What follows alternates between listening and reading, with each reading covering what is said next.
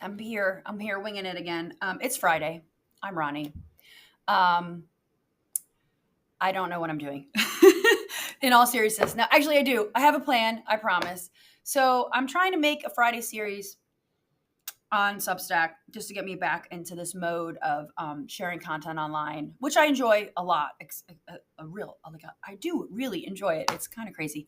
Um, and I just announced, although I've been sprinkling it in my content for a while, but on my main blog, which I have not yet decided how I'm managing my own personal blog in Substack because Substack is so fun.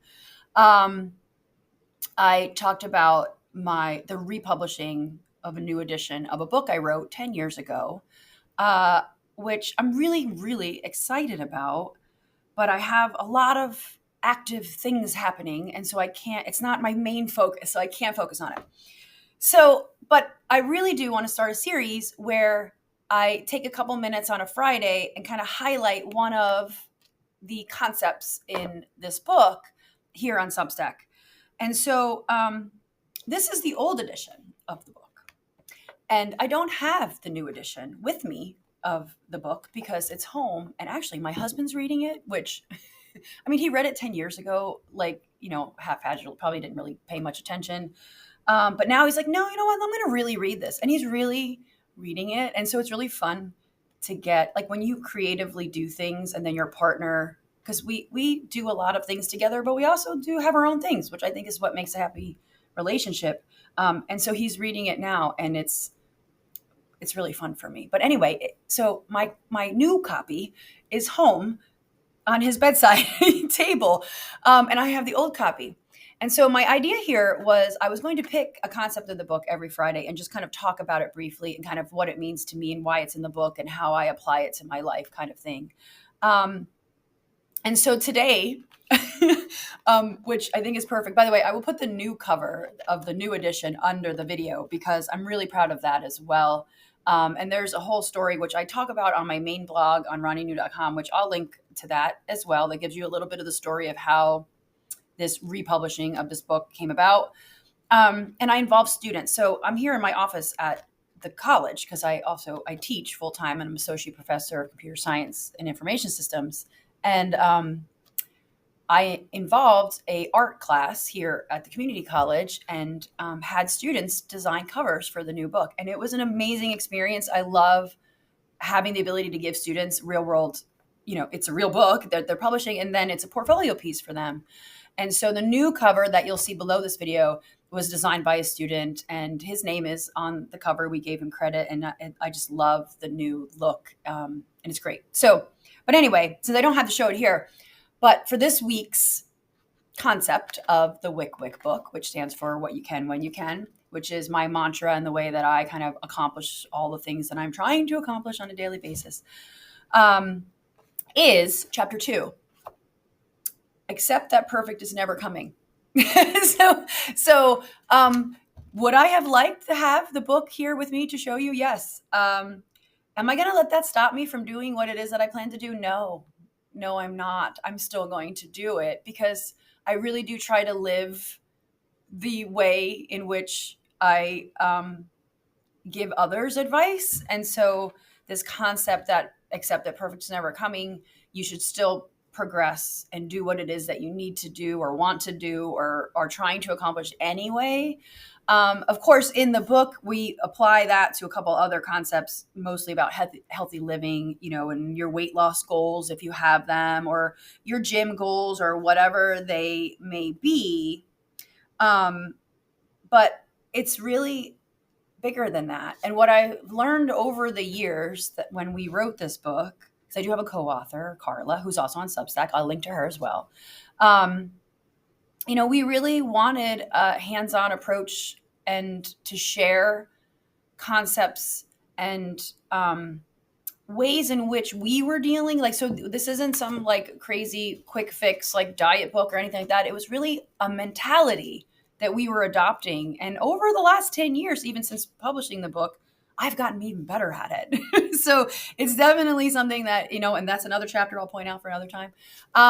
But this idea of still accomplishing things, even though they're not they're not going to be perfect. So I have, oh my God, so many examples of this in my own life. So for example, this year, I challenged myself to start making sourdough bread. I know I'm hopping on a bandwagon, as I do often, although I don't ever think it's a bandwagon until I start to do it. And then I realize, oh, there's tons of other people also hopping on this bandwagon. Are my sourdough loaves perfect? Not even close. Not even close. Do I let that stop me from making and enjoying the process of making bread? Not at all. Right? So, some loaves come out better than others. I'm still learning as I go. Right now, I'm actually attempting to make a ginger bug, which I am failing miserably. That's not true. My ginger bug is great. I can't seem to get soda though. So I'm failing, but I'm still progressing. And I think people need to realize that people who accomplish things, and I'm going to do everything through the lens because I am a mom, right? So through the lens of parenting.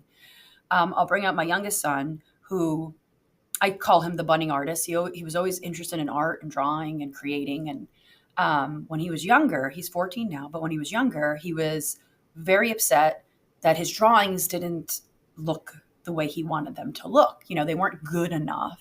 And I keep trying to tell him, still at 14, you don't draw because you're good at drawing.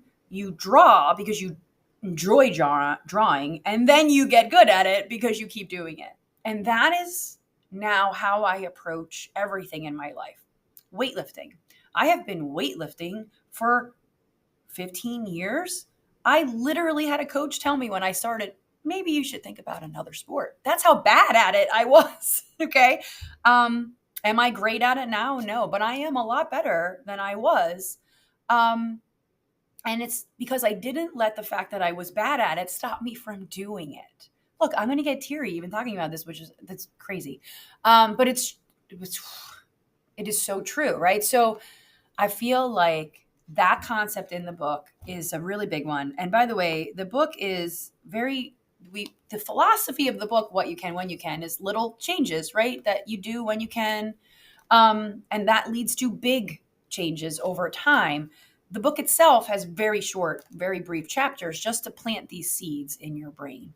So again, I come up with a million more examples of how I apply this to my life through dieting. And I don't mean dieting to lose weight, but I mean my diet as a whole, right? Like I eat completely different than I did 10 years ago, 20 years ago.